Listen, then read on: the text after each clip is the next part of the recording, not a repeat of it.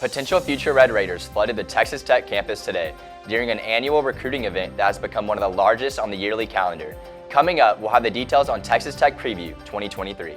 And Texas Tech Athletics just capped off another busy weekend with some big W's in conference competition. MCTV's Nathan Boles will be in with scores, highlights, and what's coming up for several groups of Red Raiders in sports.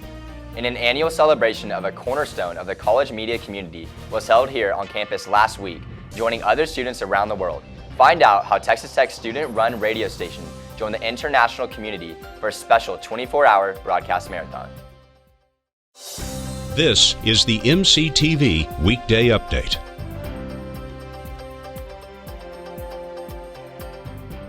Welcome to the Monday edition of the MCTV Weekday Update. I'm Jayden Santos. I'm Max Bohannon. Today is Columbus Day, a federal holiday observed around the United States. Even though classes are in session here at Texas Tech, many schools throughout the region have the day off. With that in mind, one university group held an annual event to take advantage of the holiday and encouraged future Red Raiders to make a stop on campus during a 3-day weekend.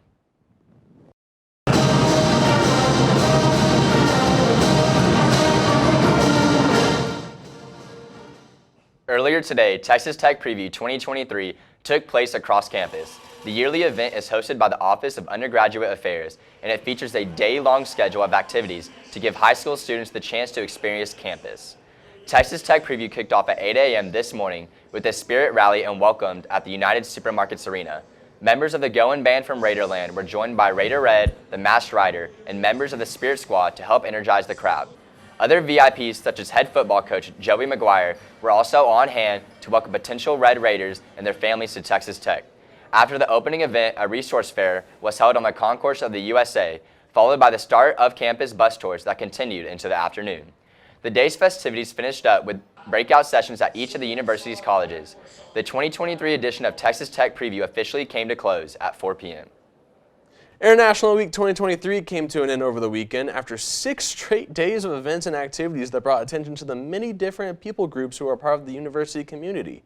On Saturday, the final event of the week took place at International Cultural Center. Culture Fest 2023 featured students, faculty, and staff from student organizations, language departments, and other multicultural groups around campus. The event showcased each group through music, food, live performances, and even arts and crafts.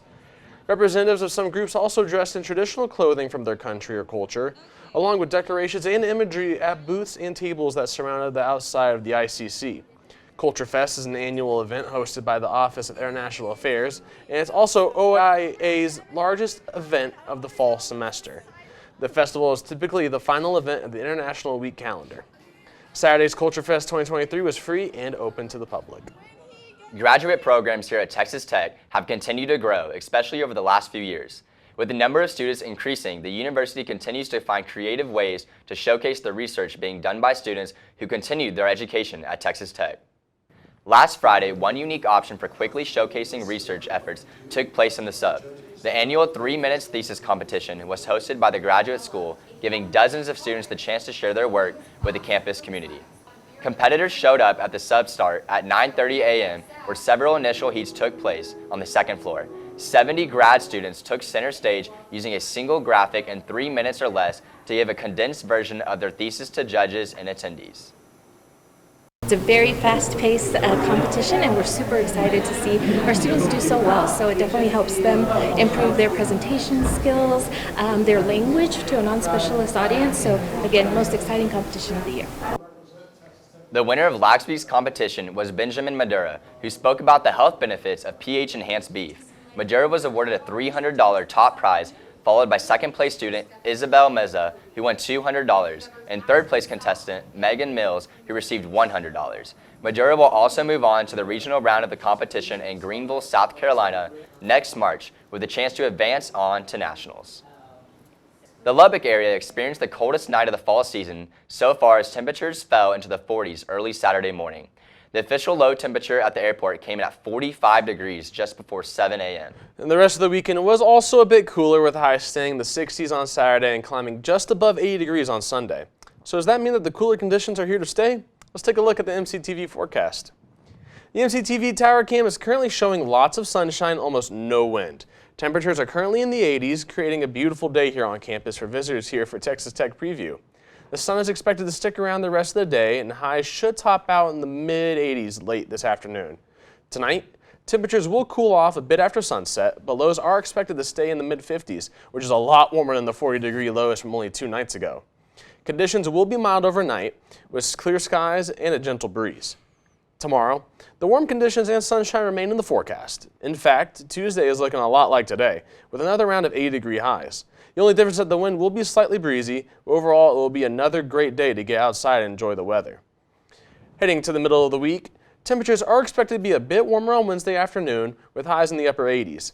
In fact, some forecasts are predicting a return to the low 90s in the late afternoon. Wednesday should also include a few more clouds than we've seen today, but overall the skies will remain mostly sunny. By Thursday, those clouds will move out of the area and we'll see a return of sunshine and highs in the mid-80s. But wind speeds should be a lot higher as another cold front makes its way into the area. Looking ahead, another drop in temperatures appears to be on the way to the end of the week, and that includes the potential for even colder mornings as lows drop back into the 40s by Friday. Texas Tech athletics had a pretty good weekend as a couple teams made their way back into the big win column with big performances both here and on the road. And another Tech team who was put in the spotlight last year by a former teammate gone pro is trying to make their mark again in conference competition. MCTV's Nathan Boles joins us now with the latest details on these stories in sports. Nathan? Thanks, Max and Jayden. It took some time to get here, but Texas Tech football is back to a 500 record, and they've done it with 2 wins in the last 2 weeks by at least 3 scores. Although odds makers had Tech favored in this one, memories of last year were still in the minds of Tech fans. Baylor beat Tech 45-17 last year at the Jones, and Tech's worst game of 2022 by far. This year was a different story. Pick it up in the first quarter. First drive, Baron Morton throws it to Coy Aiken in the end zone. Aiken's first touchdown. Texas Tech up 7-0. Later, Baylor on offense, 3rd and 10. But Steve Linton comes around the edge quickly, and he gets a sack. Big game for the transfer that this defense has been waiting on for a while. Linton had 2 sacks on the day. Early second quarter, Tech throws it up to Baylor Cup. So Baylor scores, but our Baylor, Texas Tech, is up 14-0. Later up 17-3, Taj Brooks. Big run there to get the first down, and that ends up leading to this, where when Brooks is running the ball the way that he has been, Baylor Cup can end up wide open like that. His second touchdown of the game as Texas Tech goes up 24-3. Now, Baylor did end up having one good play here on a 4th and 5. Dadrian Taylor Demerson just mistimed that jump, and Monterey Baldwin took it all the way to the house, 71 yards, but that was really all Baylor had. As Texas Tech still up 24-11 in the 4th quarter, Brooks bounces to the outside, breaks a couple tackles, and gets in the end zone for a touchdown. Then 2-point conversion, takes a direct snap, and then he gets in the end zone again. Texas Tech up 32-11, and that was pretty much all of it, as Texas Tech got the 39-14 win. It was just their second road win under second-year head coach Joey McGuire. Baylor had just 17 rushing yards against Tech. Last year, Tech let Richard Reese run for 161 yards, as Baylor had 251 yards total on the ground. Dadrian Taylor Demerson talked about what happened this time around. We owed him one. That's the answer to the question. We owed him one. He came to Lubbock last year, and he disrespected us. You know what I'm saying? He came out there. He played hard. He's a good player, though. You know, come out. He's a good player, but we owed him one. 17 yards. That's the answer to that question. And, of course, for Tech, Taj Brooks ran for over 100 yards for the 4th straight game. He had a career high in both carries and yards, running it 31 times for 171 yards and a touchdown. Brooks is the first Red Raider to have at least 4 straight 100-yard games since 1998. It means a lot. Just as this university, Texas Tech has been known as a passing school, and just me emphasizing as being a running back and just coming in, having 100 rushing yard games, it's just been fun, and just can't wait to see what the future holds and stuff like that. Now it's on to homecoming weekend. Texas Tech will take on a Kansas State team coming off a tough road loss to Oklahoma State. Tech lost to Kansas State last year on the road. Jones AT&T Stadium will have a 3rd night game this season as kickoff for the homecoming game will be at 6 p.m. Saturday. The best team in Texas Tech athletics was ready to go Sunday. The number 7 Tech soccer squad played number 23 TCU. Both teams were going for sole possession of the lead in the Big 12 standings. We'll pick it up early in the first half. TCU having an opportunity here. They get it in the box. TCU takes a shot, but Madison White puts it down to make her first save in the first 3 minutes. TCU another chance. Shot maybe would have gone wide right, but Madison White dives to her left to save it. Later, about 11 minutes left in the first half, Taylor Strzelecki shoots it, but it's just wide left. The best chance for Tech up until that point. Still scoreless early second half. Sam Courtright gets the ball for Texas Tech, the freshman. So impressive for this team. She finds a way to get a shot here, but she puts it wide right. Later, TCU ends up making a grave error. Caitlin Giametta gets it, pops it over to Alex Kerr, and she puts it in the right side of the net to put Texas Tech up 1-0 off of Kerr's 10th goal of the season. Later, Macy Blackburn goes down, the leader in assists on this team, second in the nation with 11 assists. She goes down with what looks like a leg injury. Tom Stone said after the game they don't really know a lot, said it doesn't look like a massive catastrophe, to quote him. They'll just see as it goes. So Texas Tech still has to play on, though. Hold on for these last few minutes. Madison White slaps that chance away. She made 5 saves in this one, and they needed every one of them, as Texas Tech, for the first time since 2018, took down TCU, getting it done 1-0. Head coach Tom Stone credited his team and a really good Sunday crowd at the Walker. They beat TCU after getting a 2-2 draw Thursday on the road against number 7 BYU. Stone noticed how tough the weekend would be when the schedule came out, but he said it's a testament to this team that they got 4 points in a win and a draw through that run. You know, that's a really good question. I can always say the spirit of the team has been high since day one. They just like to be around each other. They have a good time when we're at dinner. They have a good time on the bus, on the road, in the locker room. And coaches can only create so much energy before it's like, okay, coach, the team's got to have it. The team's got to own the energy.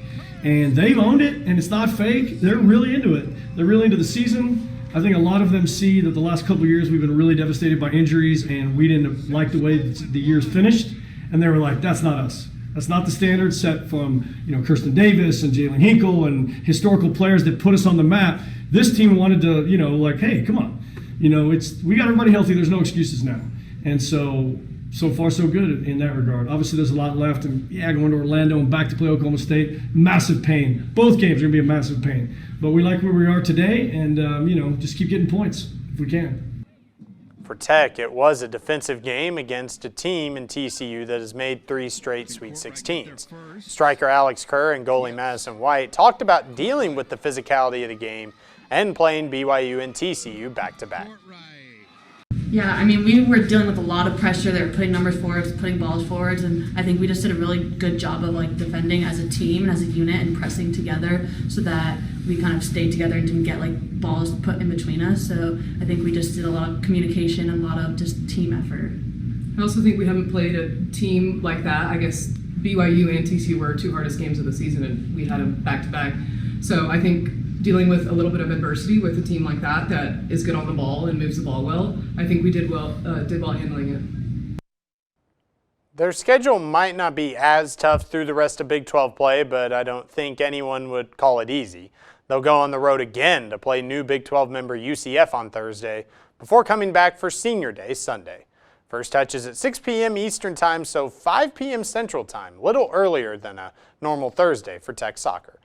Number 22 Texas Tech men's golf started the Big 12 match play tournament today at the Houston Oaks Country Club. As we broadcast this, Texas Tech is currently playing Kansas after losing to West Virginia this morning. Texas Tech is the defending champion. Although current PGA Tour pro Ludwig Aberg isn't at Tech anymore, it's still a team with a lot of good pieces, including some who helped Tech win the tournament last year. The teams were seeded by the coaches and split into 4 pools. Texas Tech is the 4th seed with number 5 seed Oklahoma State, number 12 seed Kansas, and number 13 seed West Virginia. Tech will play each of these teams once over the first 2 days before advancing to the knockout stage Wednesday based on their pool results. Individual match play matches will make up the team result. Currently, Texas Tech has a slight lead over Kansas. They lost to West Virginia this morning 3-1-1, and they'll play Oklahoma State tomorrow morning. They'll play twice Wednesday with the teams they'll play based on how the rest of the tournament goes. Well, that's all for sports. Back to you, Max and Jayden. Thanks, Nathan. You may not know it, but Texas Tech University has a full-power FM radio station run for students by students. That's right, Max. KTXT FM, the Raider 88.1 originates 24/7 from right here in the College of Media and Communication. And if you don't know about the station, you are not alone. But each year, staff and volunteers from KTXT try to change that. What day is it though? It is World College Radio Day. Woo! Let's go. So we are out here for World College Radio Day 2023 took place last Friday and Saturday around the globe. Each year, KTXT joins in the celebration by hosting a 24-hour live radio marathon here on campus. At 11 a.m., students from the station set up radio gear in the Red Raider Plaza gazebo next to the sub. Student DJs broadcast live from the remote location in hopes of attracting some new listeners to the station and to help spread the word about the importance of college radio. Yeah, it's just an all-around big celebration, not only of music, but just of the camaraderie of college radio in general. And yeah, I think it's really cool. KTXT's live 24-hour broadcast started at 8 a.m. on Friday with the station's morning show and continued until 8 a.m. on Saturday. The extended live broadcast included multiple DJ sessions and shows, features dozens of students who either work or volunteer at the station. If you're interested in becoming a part of KTXT, or if you just want to listen to the station's live stream, visit ktxtfm.org. So Jayden, did you have a chance to check out any of the KTXT's broadcast marathon last week? You know, I did not, but I bet they did a great job. Were you able to? Unfortunately not, but you know what? I guarantee you they did a good job. Oh, yeah. That's all for today's edition of the MCTV Weekday Update. Thanks so much for joining us, and be sure to check ttuhub.net every day for more news. We'll see you on Thursday.